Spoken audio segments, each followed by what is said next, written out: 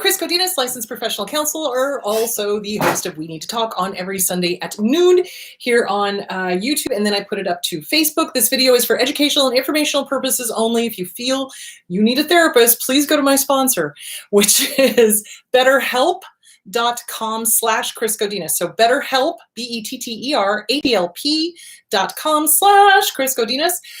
They are online counseling service that connects people to online counselors throughout the country in your own state. So they are PhD levels and master's level counselors. If you are outside of the US, they will hook you up with a counselor here in the US. You will have to figure out the time difference and all of that. And the beautiful thing of it is they're really, really affordable. That's what I love. So it works out for a package of 4 to like $65 a session, which is really affordable. So if you are needing help, hey guys, if you are needing help, please go to betterhelp.com/Chris Godinez. John will put it down into the description. The views and opinions stated herein are mine and mine alone. They do not represent the ACA, the APA, or any other therapist for that matter. Boom. There we go. Boom, shakalaka, done. Alrighty then. So let's see. So today is a difficult day for a lot of us. Today is Father's Day. And Mother's Day was a difficult day for a lot of us as well, because if we did not have healthy parents, if we had abusive parents, then those 2 days are really hard. Why? Because we're getting slammed with all of this, oh, lovey-dovey, love mom, love dad, this, that, and the other thing. And sometimes, I'm sorry, but I was on Facebook earlier today and I literally had to shut it down because I was like, I know your dad was abusive. Why the hell are you posting this maudlin, I love you, daddy, blah, blah, blah. And I'm like, yeah, okay, I can't be on here. So I didn't say anything. I just removed myself because it was too triggering, because especially when you realize it's like, wait a minute, their dad was abusive. They would tell me how abusive their dad was, and yet they're posting this modeling happy Father's Day thing. I'm like, oh, somebody's in denial.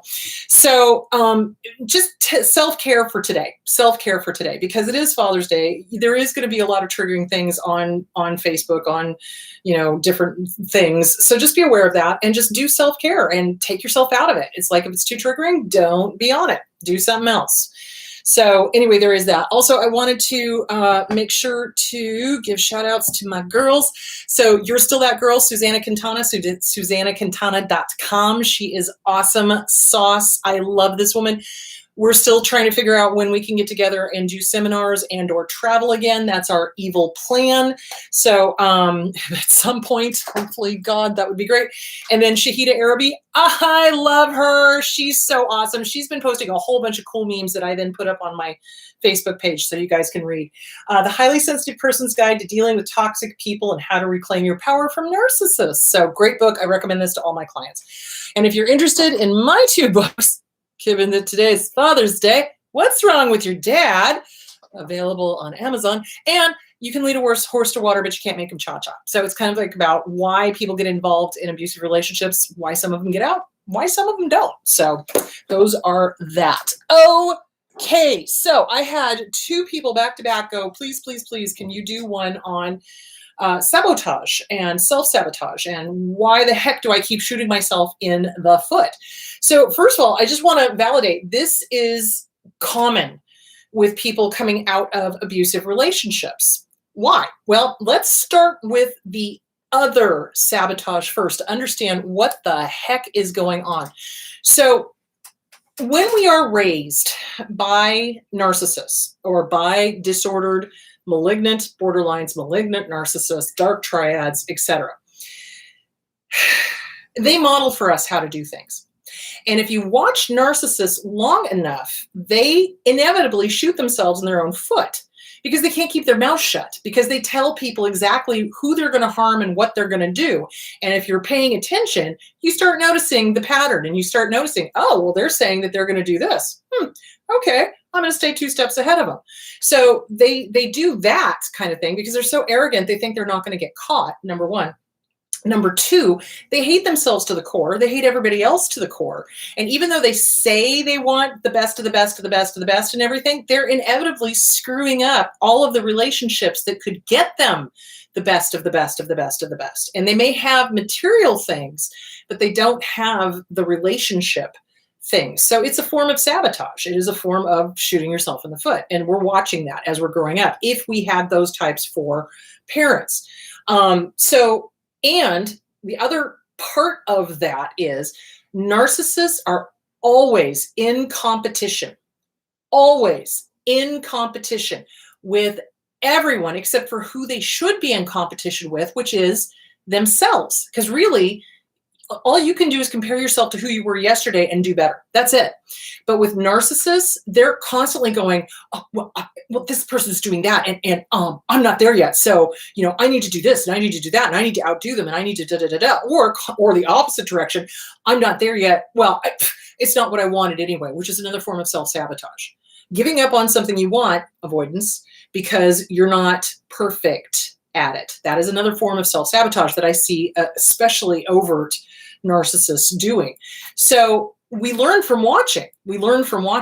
And then what other things that abusers do to us growing up that then we end up getting sabotaged by others out in the workforce, friends, whatever, we overshare. Why? Because they demand that we tell them literally everything. There is no boundary. There is no peace and quiet. There is no, this is where you begin and end. This is where I begin and end. For them, it's like you are an extension of them. And in dealing with survivors of abuse, one tactic that abusers love to do, because they're such nosy little bastards, is that, not supposed to say that, but, is that they will, especially with kids and especially with teens, and especially if the teen isn't doing anything wrong or bad or anything else like that, they take the locks off the doors. Sometimes they take the doors off the hinges, and they will spy on their kids. They'll get in on the phone calls. Back in the day when there was like landlines, which I know the younger ones are looking at me going, "What's a landline?" But it's true. So they will spy on phone calls. They will spy on who you're talking to. They'll spy on your phone. They'll demand that you hand your phone over to them. They'll go through it. They'll, it's like they feel like that because you're their child that they own you. So we then quickly learn to spill the beans and tell them everything in an effort to try to get their approval or to appease them. Unfortunately, that then bleeds into when we become adults. And let's say you get into a working situation and you've got some really toxic coworkers that love to take, credit for your work or whatever. And they're constantly at, well, what are you working on? Well, what are you doing? And who are you talking to? And da, da, da, da. And because of our previous grooming, we just go, and we spill the beans. And now they're going to start trying to outdo us, take credit for it, et cetera, et cetera, et cetera. And this all boils back down to, how were we raised? What was going on when we were kids? And it boils back down to self-esteem. And everybody is always like, no, it couldn't possibly just be self-esteem. Well, it's not just, but I'll tell you what, the lion's share of it is just self-esteem. So it is boundaries and self-esteem. When we are healing from narcissistic abuse, and especially if our parental units were abusive. So my dad was abusive. For other people, the mom was abusive. And for some really unfortunate people, both mom and dad were abusive. And so when we come out of that, we've got a whole list of maladaptive behaviors, AKA fleas, that we've picked up from watching the abuser or abusers. And we've got this codependency going on where we're desperate to get the approval and to appease so that we can stay one step ahead of the abuse, but it never works out that way. Even if we manage to stay one step ahead, they'll find something to damn us for and find something to sabotage. So let's take an example of, okay, you like to paint, right? Or you like to sing, or you like to swim, or you like to do something that you're really good at and you really enjoy, and that is your zen. That is your thing. Guarantee you, the abuser will march in and go, what are you doing? Oh, you're painting? Well, let me show you how it's done. Oh, you're swimming? Well, let me tell you how to swim. Oh, you're singing? Oh, you're doing it all wrong. Let me show you how to do. And of course, they have absolutely no clue. It's not like they're an Olympics winner. It's not like they were, a worldwide renowned painter. It's not like they're an opera singer. They feel like they are the best of everything, and they know everything, quite literally. And then they'll come in and take over whatever it is you're doing and tell you you're doing it wrong. So what does that do to a kid?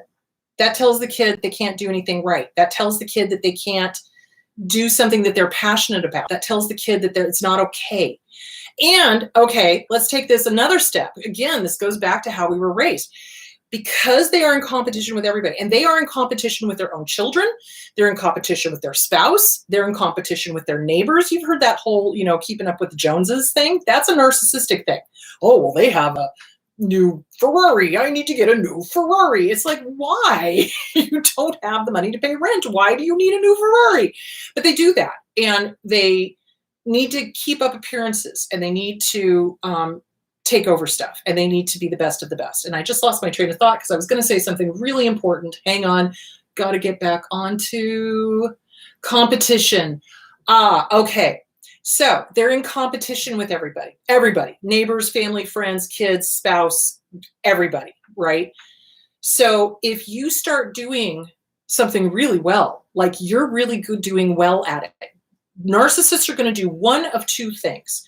They are either going to swoop in and take credit for it, encourage you to keep going because it's making them look good. Oh yeah, I taught them everything they know. I taught them how to do this. I taught them how to do that. Good job, Johnny or Joanne, keep going. They'll do that. It's very fake, but they'll let the kid keep going because the kid is making them look good. However, the second the kid doesn't win the medal, the second the kid doesn't beat the competition, the second the kid is no longer getting attention, ergo they're getting attention, then the narcissist will start, you're not doing it enough, you're not practicing enough, you're not this enough, you're not that, you're not enough. That's what they keep doing. This is where the self-sabotage comes in. Or conversely, opposite, you're doing well, you're doing great, you're getting recognized, you're doing really great at it. They will damn you for being better than them. And they'll do everything they can to sabotage. So let's say you're a swimmer and you're doing really well swimming, and you're making all the time, and you're doing really good. And your coach is really pleased with you. They're jealous as hell. You're not a driver yet. They'll make sure you can't get to the next meet. They'll do something like, well, I have an important business thing and you'll just have to figure it out. But they'll wait until it's too late to get a ride from some other kid, or they'll wait until it's too late to get onto a public transportation, or they'll wait until, fill in the blank. So basically their whole thing is that they're pathologically jealous if their kid outshines them. And when a kid outshines a narcissist, that is narcissistic injury for them. It's mind-blowing. It's one of those ones where you sit there and you're just like, oh my God, seriously. I mean, seriously. Because it's like the kid can't do anything right. The kid can never win. And so take that forward to children growing up, having relationships.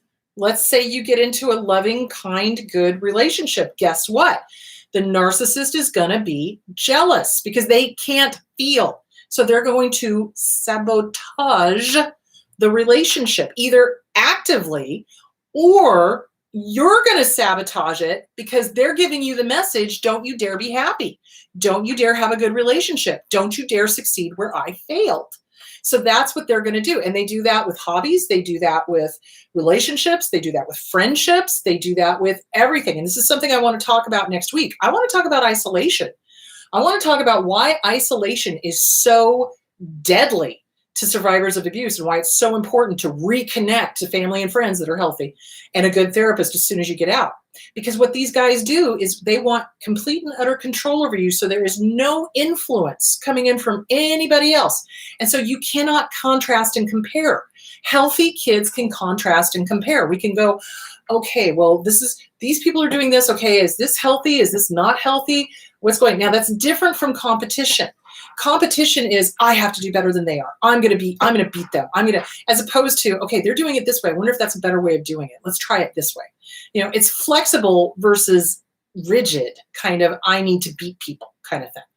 So when we self-sabotage, it really does go back to the inner child. It does. And it goes back to self-esteem, and it goes back to boundaries, which we are never taught. And especially if we had the kind of abuser that would not allow us to lock the door, not allow us to have a door, not allow us to, have privacy, not allow us to be our own individual, not allow us to have a hobby and not have them have anything to do with it, or to do a sport and not have them have anything to do with it. It really does impact that inner child as we grow up, because what's there is the non-permission. It's this unsaid, don't you dare. Don't you effing dare be better than me. Or if you are better than me, you'd better give me the credit. Now, I was watching a show yesterday. You guys know me by now. I love paranormal stuff. So I was watching celebrity ghost stories, and can't think of the name of the woman, but she was married to Joseph Bologna. And her mother was stereotypical disordered, completely disordered. And so this woman and her husband did this movie, and it won a bunch of awards. She won an Emmy. She was nominated for Academy Awards. So when she came home with the Emmy, the mother was there visiting and demanded that she give her the Emmy. Demanded that she give her the Emmy, even though she didn't do any of the writing. She didn't really help this woman. This woman spent her entire life people-pleasing her mom, trying to make her mom happy. And so that was one of the last memories that this woman had of her mom, of the mom demanding the Emmy. And then, of course, it went on and into a ghost story and all of that. But to me, I was watching that, and I was just like sitting there yelling at the screen, don't give it to her. It's not hers. She did not earn it. You did. And that's what I see abusers do to their kids. The kids do something great, and then the abuser will literally piss on the campfire and make sure to ruin that one shining moment of being recognized by peers, right? Because they can't stand it. And so it has to be about them. This also goes back to special occasions. Why do they ruin special occasions? Because it's not about them, because the focus isn't on them, because it has to be about them all the time, 24/7. They will ruin birthdays, anniversaries, graduations, important days, holidays, Christmas, New Year's. They'll ruin it because it's not about them. It has to be focused on them, and then it'll be fine. If it's not focused on them, they will start a fight, pick on somebody, make it miserable, get drunk, et cetera, et cetera, et cetera. So this is all, why this makes sense now to a lot of people. It's like, why do I hate holidays? Why do I hate birthdays? Why do I hate this? Well, how did your birthdays usually go? Oh, yeah, well, dad would come in rip raging drunk and ruin the day. There you go. Or mom would start a cry fest and start listing out how terrible we were to her. And it was all, you never write, you never call. That kind of thing, ruining the child's day. So yeah, so self-sabotage goes back to the inner child. And it goes back to what we heard, what we saw when we were growing up. How were we treated? How were our boundaries respected or not? How were they not respected? How did they not, no is a complete sentence. And even parents need to respect that. And I think that is something that narcissists love to overlook. You can't tell me no, I'm the parent. Well, if you're crazy and I know what you're doing is wrong, then the answer is no, So boundaries, what were your boundaries like when you were a kid? Did your parents respect your boundaries? Did your parents march in and do the whole, poor me, pay attention to me, ruining your birthday, ruining Christmas, ruining New Year's, so that when you grew up, you felt guilty if you had a happy Christmas or a happy birthday or a happy New Year's or a happy anniversary or a good relationship. I know I can hear the minds going all over the place. So yeah, they give this verbal, sometimes nonverbal message. Don't you dare.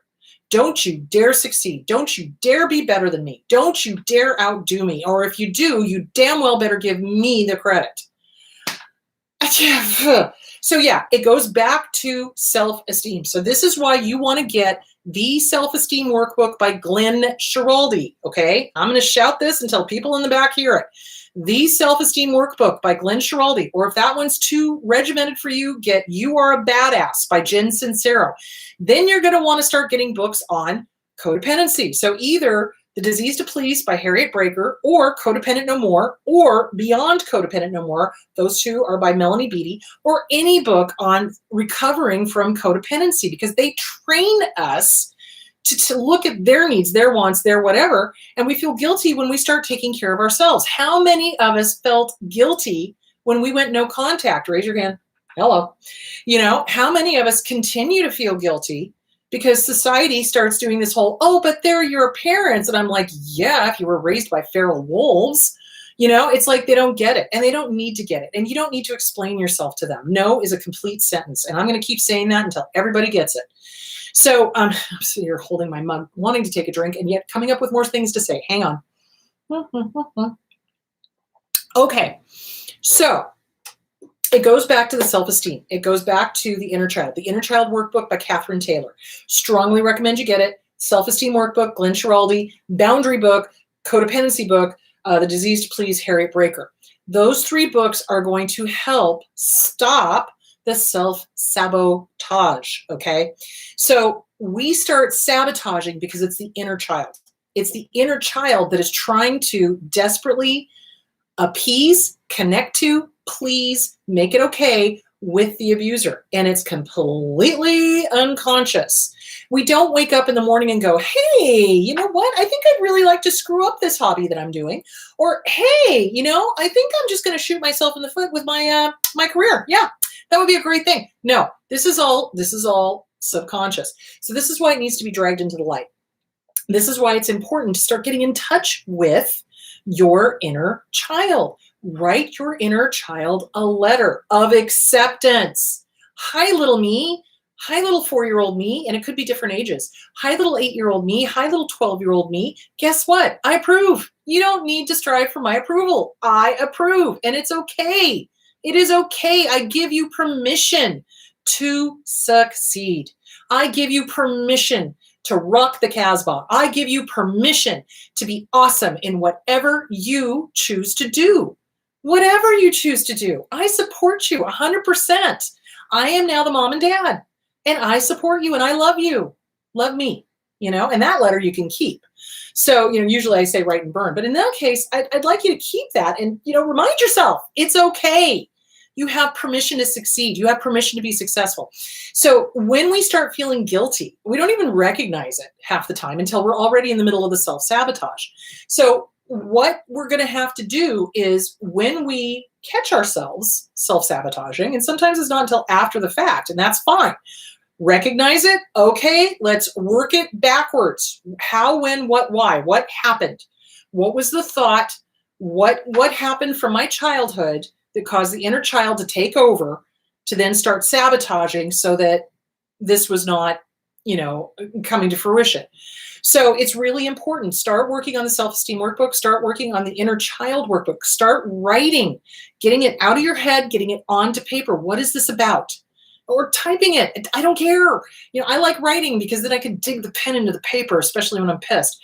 So, it's like, write it out, type it out, whatever. Get it out of your head, get it onto paper, start analyzing it. It's like, okay, I did this to shoot myself in the foot. Why in the hell would I do that? When did that happen to me when I was a kid? Right?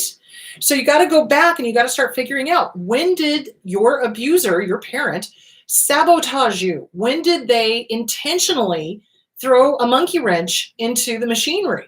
And I've just been reading that that's actually a fake etymology of the word sabotage. How they always said that it was, the workers would take their shoes and throw it in.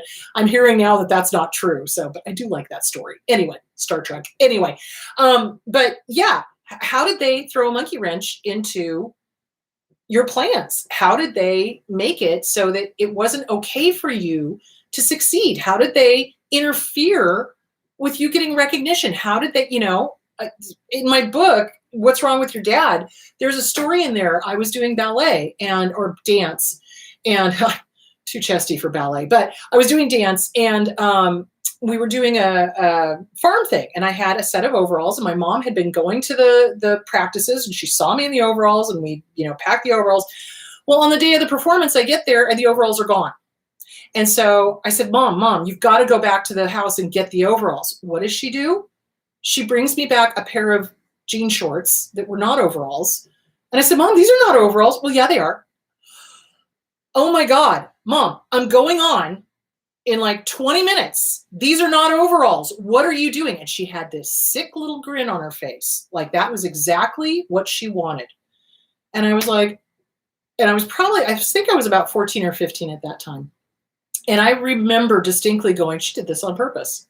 She abso-freaking-lutely did that on purpose. So don't fool yourselves. When we get sabotaged by our parents, it is 100% on purpose, especially if they give you that sick little recognition smile, like, oh yeah, I did that on purpose. So fine. Biatch, you want me to go on without the overalls? I'll go on without the overalls. And I danced in shorts. So, it just, or whatever it is that I had at the time. So that's what they do. So fear, obligation, and guilt. Anytime you are feeling fear, obligation, and guilt, that is a toxic relationship. And if you're feeling guilty for being successful, that's not healthy. That is not healthy. You should be proud of yourself. You seriously, it's like with all the crap that we've gone through, with all the stuff that we've survived, with all of the nasty, negative comments, with all the sabotage, with all the vicious nastiness that they spewed at us that was really theirs. You deserve to survive. You deserve to thrive. You deserve to succeed. And you deserve to have fun with whatever you're doing. So it's really important to go back through and figure out who, where, when, why. When did you get sabotaged? How did they sabotage you? Etc. And I knew in that moment she was sabotaging. Absolutely.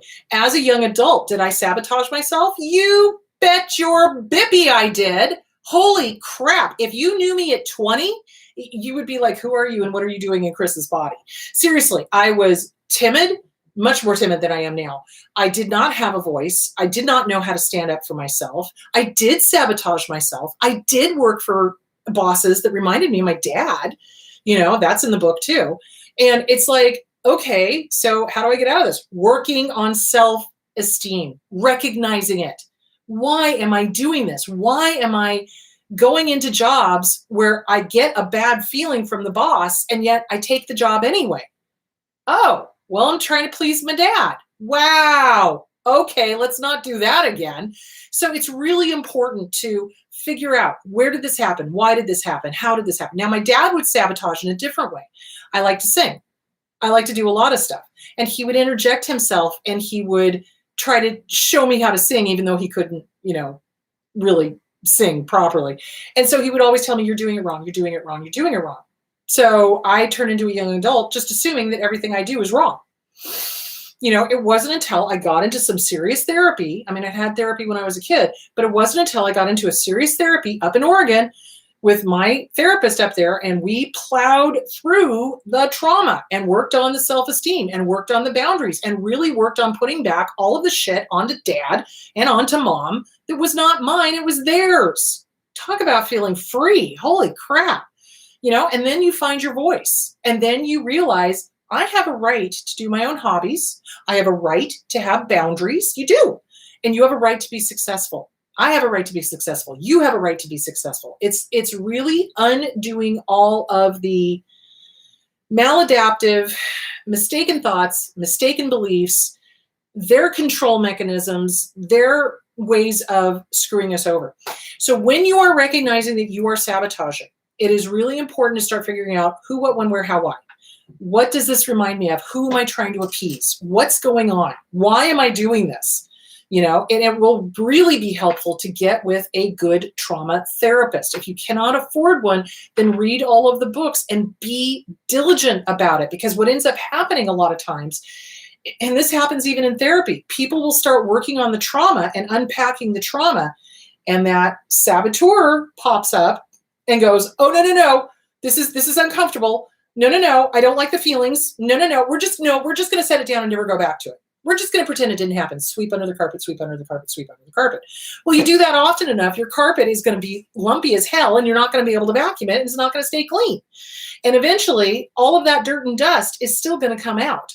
So, you can either unpack it in a mindful manner and deal with it and really put it to bed, or you can sweep it under the carpet and it's going to start coming out sideways in your relationships, in your job, in your hobbies, in your relationships with your kids, in your relationships with your spouse, in your relationships with your friends. I'm sorry, I would rather be conscious and aware and awake and uncomfortable and dealing with the trauma and unpack it and get rid of it professionally than to allow it to build up, build up, build up, build up, and then blow up every single relationship around me.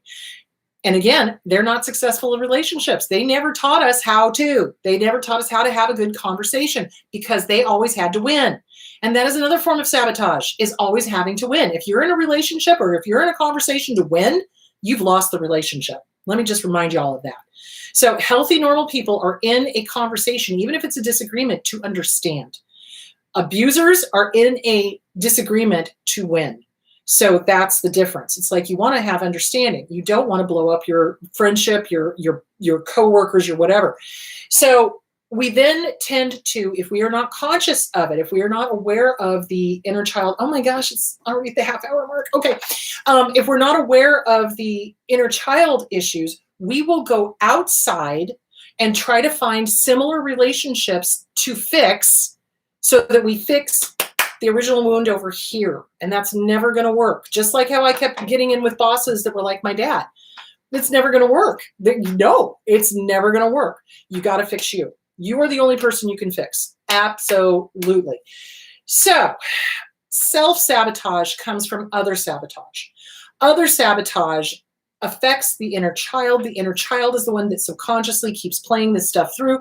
I can't be better than them. I can't win. I can't do this. I can't do that. They're going to be mad, et cetera, et cetera. And so we sabotage ourselves. So how do we stop all of this? How do we stop all of this? And I'm going to go over a little bit because this is important. With self-esteem, with boundaries, with mindfulness, when then somebody steps into your realm of existence and they start exhibiting behavior that reminds you of your original saboteur, that is when you must put up super strong boundaries, shields up, phasers on stun, and not allow them into your space. And that takes self-esteem. That takes certainty. Think about it. How did our abusers take away our certainty? By always telling us that we were wrong. Even when we were right, they would tell us that we were wrong. No, you're doing that wrong. No, I can do it better. Here, I'm going to step in and do it for you. Helicopter parents, hello. That type of thing. And then we lose our certainty. So it's important to work on your certainty, your boundaries, and your self-esteem, because that is what's going to keep these others out from sabotaging you. Now, the other thing you have to work on and be very aware of is oversharing. Oversharing is deadly. It is. If you're around abusive coworkers, abusive boss, whatever, you do not have to be friends with the people you work with. You don't. You just have to get along with them. That's it. You don't have to be buddy-buddy. You don't have to go camping together. You don't have to share each other's lives. You don't. And that is the biggest mistake that I see children of narcissists do, is that they get into a working situation and they turn it into a family situation, which is not unusual because they're trying to fix whatever. And so it's a repeat of the family dynamics. So you do not have to be friends with these people. All you have to do is get along with them and be civil. That's it. You don't overshare. You don't need to. And that's where we get into trouble with abusers, is because now they know what we're doing. Now they know what's important to us and they will use it against us. So, say for example, you're really excited about applying for a promotion. Well, Susie down the road, down the aisle in the cubicles, finds out and goes, oh, well, I want that promotion, and applies for it, and then does everything she can to smear campaign you so that you don't get it. So you just keep your stuff close to your chest, just like you're playing poker. It's like you keep important things to your chest. If there's somebody in the office that is in constant competition with everybody, stay the hell away from them, because they'll try to bring it into your space. So you don't want that. So yeah, it's like, don't overshare. Don't announce like the narcissists do what you're going to do or what's important to you or what you want with these people that are not really important to you. Does that make sense? So, and as far as sabotaging ourselves, as soon as you recognize it, oh, wow, I just shot myself in the foot. What the frick was that about? and then start analyzing it. This is why a therapist can be very helpful, because sometimes they're able to look at things in a different angle that you may not be able to see. So anyway, I hope that helps. And I hope that answers the question as to why do they sabotage us? It's competition. We can't do better than them. How dare us? And why do we sabotage ourselves? We've learned to. They've told us to. That's what they expect us to do. Or we've been shoved into that. You're the scapegoat. You can never be better than the golden child, or you can never succeed, or whatever. And we're expected to stay in these dysfunctional family roles. Well, no. I refuse to play. I'm not going to be the scapegoat. Thanks for playing, and I'm going to be successful. So just like how my dad always said, oh, you're the cute one, not the smart one. He wanted me to stay in the scapegoat role. He wanted me to stay in the, you're the cute, not the smart one kind of BS. So you don't play. You figure out what those family dynamics were. You figure out what the family roles were. You figure out what you were expected to say and do and be. And then you do the polar freaking opposite, as long as it's healthy. So anyway, and it's self-care, self-awareness, mirror work. When you are doing the mirror work, it is super important. Hi, good to see you. Have a great day. You know what? It's okay for you to be successful. And it's okay for you not to share everything. It's okay. I give you permission. So give yourself permission to work on those. So, big topic. Thanks, you guys, for the suggestion. And if you guys have other suggestions for shows that you'd really like to see, I'd really appreciate it. Next week, I am definitely going to be doing isolation, because that is deadly. Because that kills. That totally kills people. So, all right, let's jump into the questions. It looks like we've got a lot of questions here. Okay, do narcissists sabotage their child's success in order to make the child look bad? Yes. And then they seek the attention with how bad the child is, like a form of Munchausen. Yes, absolutely. So they do, again, it's like polar opposites. They either want the child to do well so they can take the credit for it. Look how fabulous I am because my child is perfect, blah, blah. Or they want the child to be so bad that they get sympathy for having this bad child. And I'm sitting here going, I'm sorry, it's just like when people start picking on dogs. Oh, Rottweilers are bad dogs and pit bulls are bad. No, mother clucker, the owners are. Thanks for playing. Bye-bye. So yeah, they do that because especially if they are the quiet, not the quiet, the covert underneath. Yeah, sorry, brain. Covert narcissist, they will play the victim. Oh, my child is such a problem child, and I have to do this, and I have to do that. They're usually the ones also that overdrug their children, put them onto all sorts of medications, et cetera, because they don't want to be bothered with actually being a parent and realizing that normal children are rambunctious. Dear God, don't get me started. But yes, in answer to your question, yes, they will do that. They will sabotage their child's success in order to make the child look bad, and then they seek the attention from it. Yes, absolutely. Is jealousy a feeling? How does it compare to envy? Just trying to figure it out. Yes, jealousy is a feeling. Absolutely. Hold on. Jealousy and envy are very similar. So you're envious of somebody. So in other words, they're getting something that you don't have, and so you're envious of them. Geez, I wish I had that. That would be cool. Jealousy, kind of the same thing. And they're both very unhealthy. So, it's perfectly okay. Like, how do I explain this? With narcissists, what they do is they will compare themselves apples and oranges, and they do that to their kids. They compare their kids apples and oranges. So in other words, they set this unrealistic goal. Well, you shoulda, coulda, woulda. It's a mind. It's a mind thing that they will use on their kids. Well, you should be here because so-and-so's here. So the big popular model or actress when I was growing up was Brooke Shields. And so anybody who wanted to be a model or an actress, the narcissist would go, well, Brooke Shields she's 16 and you're da-da-da-da-da. It's like, what? So it's this unrealistic comparison that they do. And not realizing not everybody's a Brooke Shields, it's like everybody has their own individual talents, but they can't see that. So jealousy is a feeling. Envy is a feeling. Envy is when somebody has something and you're envious of them. It's like, wow, wish I had that. Oh, well, but jealousy, same thing. And it's a competition. It's a competition. It's a competition. It's a normal behavior. It's a normal feeling, but it's one that you must really rein in because narcissists, that's all they live in is jealousy, envy, and comparison. So, they compare their kids against each other. They compare themselves against other people. They compare, they're always in competition. It's always a competition, competition, competition. And that's not the way it should be. So jealousy is sometimes it's warranted. If you're dating a narcissist and you have a feeling that they're cheating on you and you're jealous, that's something to pay attention to. If they're looking like they're getting a harem together, that's something to pay attention to. But jealousy, when it becomes pathological, that's a narcissistic thing because they're jealous of, oh my God, everything. My grandmother on my mother's side, total narcissist. And she was angry because I was young and because I had a sense of humor and I had a good time and I had boyfriends and, the whole thing. And she was pathologically jealous and she tried to punish me for being young.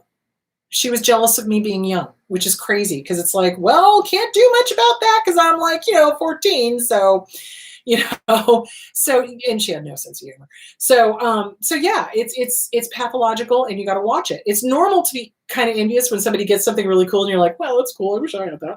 But you let it go and you wish them well. It's like, okay, well, what do I need to do now to get that? If I want that, what are my steps to get there?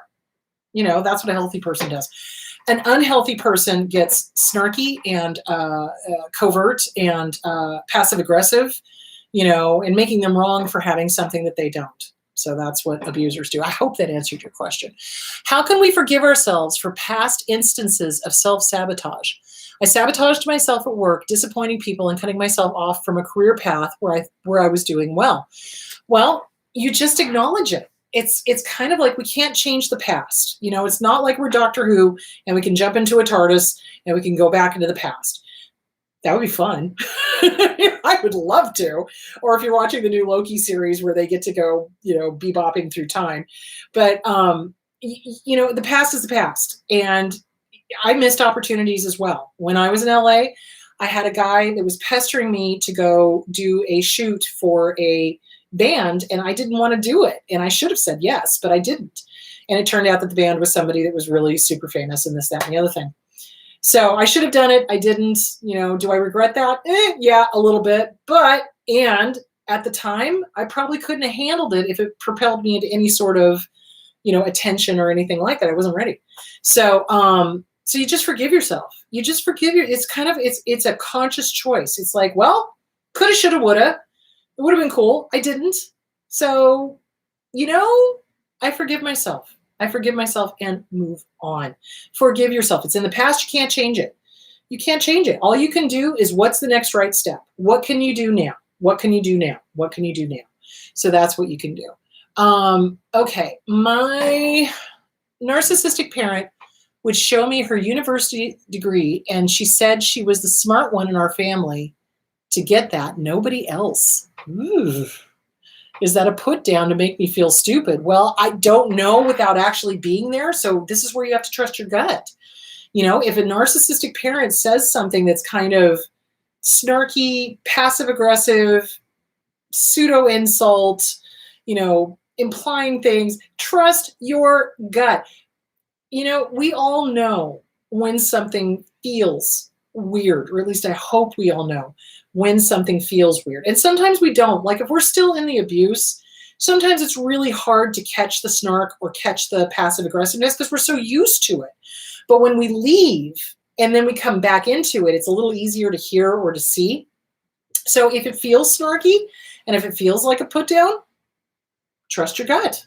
Trust your gut. And like I said, without knowing the whole context, I don't know, but trust how you feel. This is the thing I tell people, when we come out of abusive relationships, the most fearful part is getting back into relationships. We've left abuse, we've left an abusive family, or we've left an abusive relationship or a friend or boss or coworkers or whatever. And then the fear is, oh my gosh, now I'm going out and I'm having to meet new people. How do I protect myself? How do I know then I'm not going to get right back into it. You got to trust your gut. How do you feel when you leave someone? How do you feel when you leave them? Do you feel uplifted and happy and joyful, or do you feel like you just got slimed? And if you feel like you just got slimed, honor that. That is your gut instinct trying to say, hey, this person is no bueno for you. Don't have anything to do with them. If you're feeling yucky, and not just a one-off thing, but it's like consistently. If you're consistently not feeling safe or feeling slimed or feeling like, ooh, I just feel yucky after I leave, I don't feel good about myself, then that's a huge universal red flag. Flag on the play, 5 yards, it's just no bueno. So pay attention to that. Pay attention to your gut. How do you feel when you leave somebody? Do you feel uplifted and happy and joyful? Or do you feel like, I need to go take a shower, I feel awful? And then pay attention to that. And if it happens consistently, then that is the universe saying, no, not to be in your life. So yeah, absolutely. Okay, my mom was fixated on appearance. That's a somatic narcissist. So there's overt, covert, cerebral. They're all about the brain. They're all about how smart they are, which sounds like the previous one. And somatic, all about how they look. So those are the ones where they're 92 years old and they will not go out into public without putting on a full face and dressing to the nines, and because they're convinced everybody's looking at them. That's somatic. Okay. My mom was fixated on appearance and critical. How would this sabotage my need for weight loss? Oh my good God, your mother and my father should get together and go bowling. So my dad did the same thing. He was always on me about my weight. And of course, I look back at pictures now of me during those ages when he was picking on me, and I look normal. I wish I was that thin now. You know what I'm saying? So yeah, that absolutely impacts us. Absolutely. John and I were having a conversation this morning because we were swimming this morning, because that's how we're getting our cardio in. And we were talking about it. And we were talking about the show, actually, and how abusers will interfere with exercise and interfere with hobbies and interfere with singing and interfere with painting and interfere with acting and interfere with, we were talking about that. And so, yes, this will affect taking care of yourself. It's like I used to eat out of anger all the time. If I got angry, it wasn't safe for me to express it. So I would find something and eat, And then, of course, also food was a comfort. So, if you've got a family that's emotionally unavailable and crazy, you're going to turn to something that's not going to hurt you, at least not in the short term. In the long term, yeah, if you overeat. So, yes, this will sabotage a healthy lifestyle. It will sabotage a healthy weight. It will sabotage, because always in the back of our head are all those criticisms running in the back of our head. That's why we got to do the mirror work. That's why we got to look in the mirror and go, hi, good to see you. Have a great day. You know what? You're beautiful as you are. I love you right here, right now, in this moment. You're beautiful. Have a great day, and walk out. Or, hey, have a great day, and I give you permission to be healthy. It's okay. You can eat healthy, and it's all right. And you get to look good. And it's okay for you to look better than your mom, and then walk out. And that's, as I say that, there's kind of that, oh, can I really? Okay. There's that little thing. So that is something to probably process with a therapist and do some journaling, write it out. And yeah, it will mess with our healthy eating, healthy exercising. Absolutely. If they're hypercritical and they're always telling us we're wrong, we're too fat, too thin, that is the, oh my freaking God. That is what they love to do. You're too fat. But then when I was younger, oh, you're too thin. You need to eat more. Okay. So I started eating more. Well, now you're too fat. Really? Yeah. And so they'll do that. And so, yeah, it is a constant struggle. It is a battle. Absolutely. It is a battle. And it is constant vigilance, and it is mindfulness, and it is doing the mirror work and undoing that damage. You being the parent now. You know what, baby doll? I love you just as you are. You are beautiful. You go have a good day. And you know what? It's okay for you to eat healthy and then walk out. Or it's okay for you to look better than your parents and then walk out. Whatever you need. But do that. Do that. It really does help. And yes, it does affect us in ways that we don't even recognize until it becomes apparent or until it becomes into the consciousness. So yeah, food was definitely, I did a whole thing on how food was used as a weapon. I think it was 2 years ago. Good Lord, 2 years ago. So yeah, I did a whole thing on how food is used as a weapon with narcissists. So go back and find that video, because it does. It absolutely affects us. You betcha. All right, but you get to win. you get to succeed. You get to be healthy. You get to be happy. You get to be whole, and that is your mantra. So yeah. Do you think that abusers suffer from self-sabotage as well due to being raised in violent homes? I think they suffer from self-sabotage because they're arrogant. Seriously, they will tell you exactly what they're going to do. You know, they'll tell you exactly how they're going to screw this up. So let me give you a scenario that has actually happened. Hang on.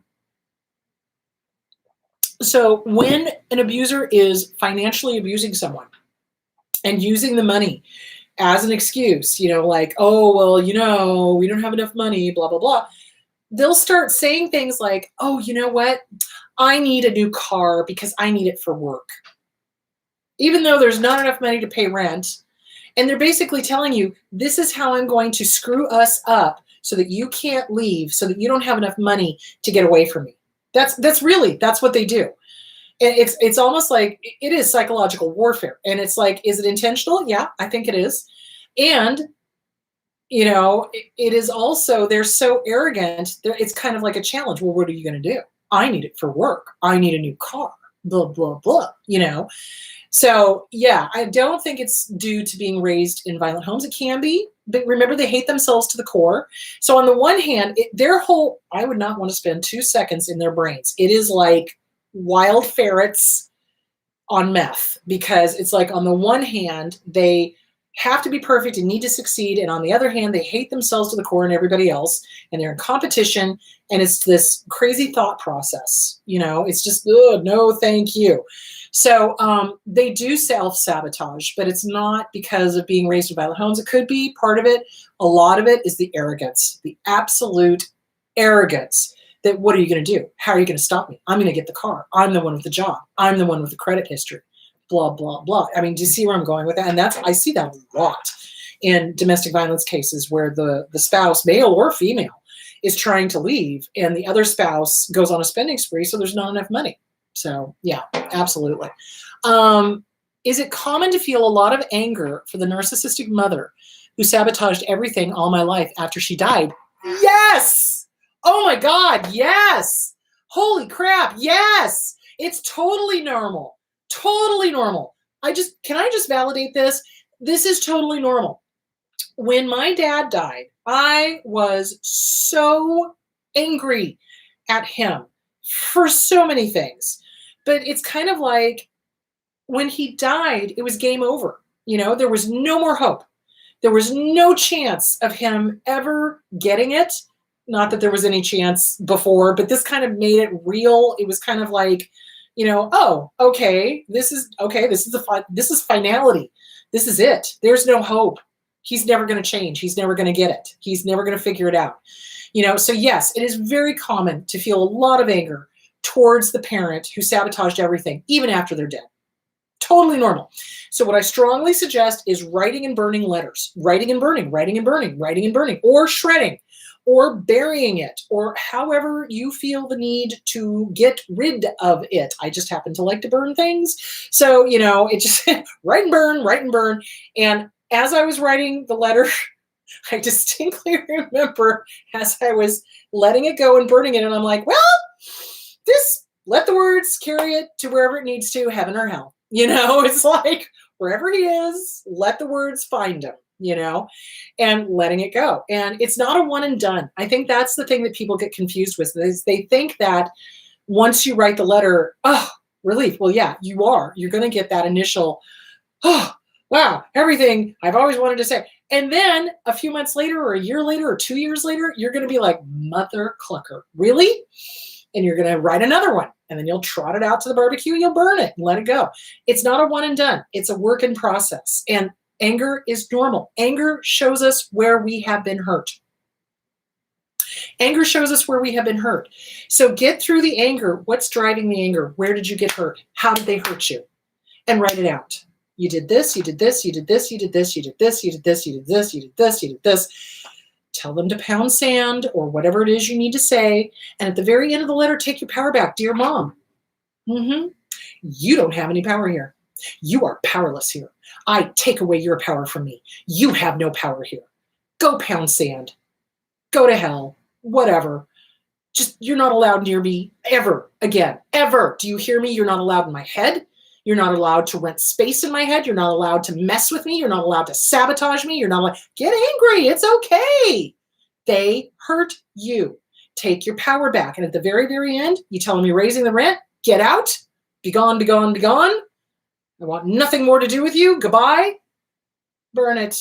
Let it go. Take your power back. You have the power. They don't. And that's a beautiful feeling. So yeah, and anger is normal. Anger is 100% normal. You betcha. It just shows us wherever we've been hurt. Absolutely. Chris, did your mother ever make amends to you for her sabotage? Yes, she did. So my mom, if I were to diagnose her, I would say she was very much borderline. She had a lot of strong traits of borderline. Her mother was a narcissist. Her husband was definitely, probably both narcissistic and borderline. I used to think it was just the narcissism coming through the borderline, but now I'm beginning to think, no, that was him all on his own with the two comorbid diagnosis. So yeah, she did in her later life. When my dad died in 1997, was it 97? Yeah, he died in 1997. She and I had a lot of heart-to-hearts because her mom was dead. Her mom died in 94.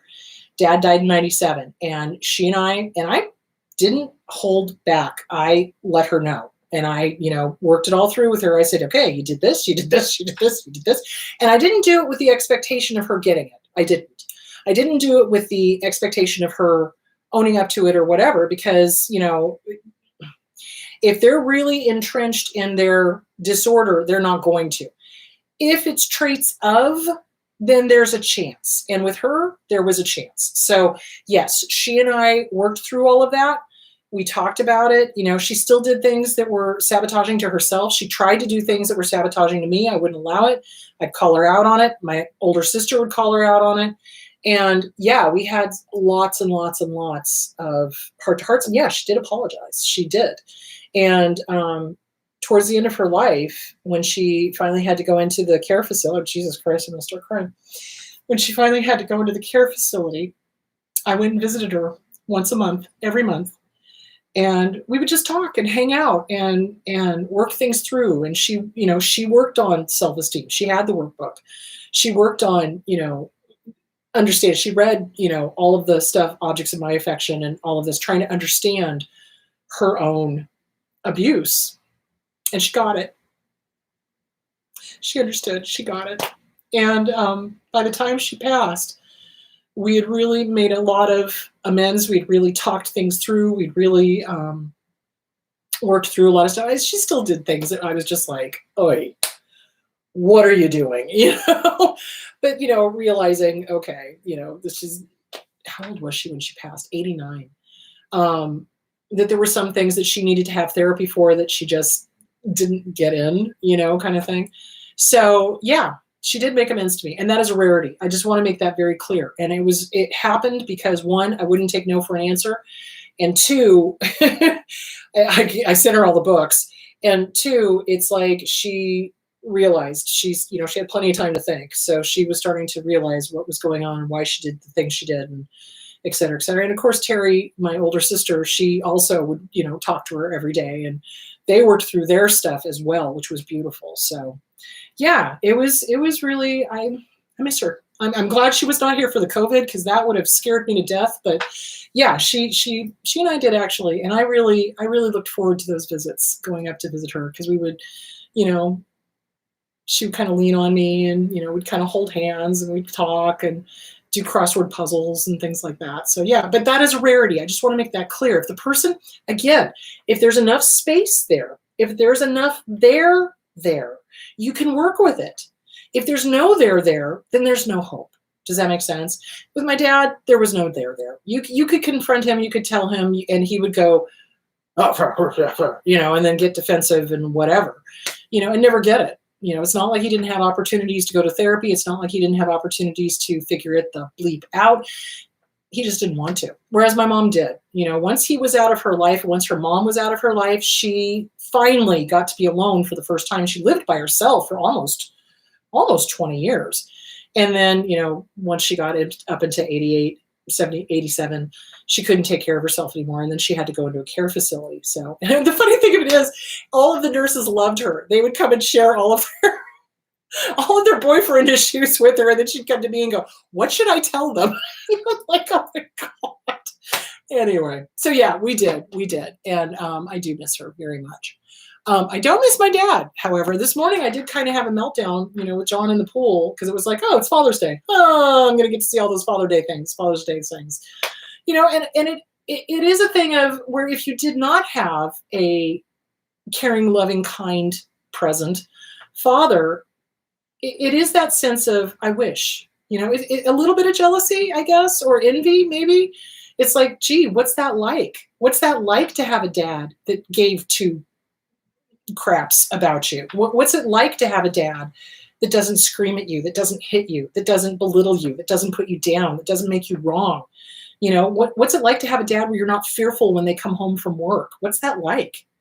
I couldn't tell you, because my dad, all of the above. So Father's Day is a hard day. It is. It absolutely is. And you just got to take good care of yourself and stay off of Facebook. Oh my God. Okay. Can we get an example of how to properly tell someone they're oversharing? I don't want to be rude and I don't want to judge their intent just to make it stop.